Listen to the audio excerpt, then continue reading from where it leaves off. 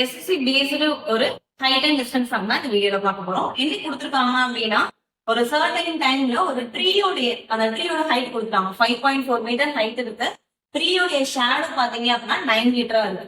So ட்ரீயோட height வந்து actual height வந்து 5.4 and then shadow பாத்தீங்க அப்படின்னா 9. 5.4க்கு 9 மீட்டர் ஷேடோ இருக்கு.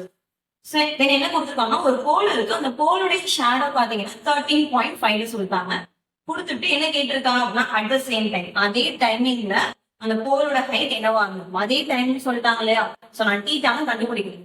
ஹைட்டும் ஷேடோவும் வந்து இருக்கும். எனக்கு டைரக்ட்லி ப்ரொபோஷனலா இருக்கும். இப்போ ஒரு ஷார்ட்டா இருக்கவங்க என்னன்னா அப்படின்னா கொஞ்சமா எனக்கு ஷேடோ விழும். ஹைட்டா இருக்கவங்கன்னா நிறைய ஷேடோ விழுந்துருக்கலாம். சேம் அதே கான்செப்ட் தான். ஸோ டைரக்ட்லி ப்ரொபோஷனல் அப்படின்னால அப்படியே கிராஸ் மல்டி பண்ணுறேன். ஸோ கிராஸ் மல்டி பண்ணீங்க அப்படின்னா 5.4 into 13.5 equals 9 times of X இருக்குமா.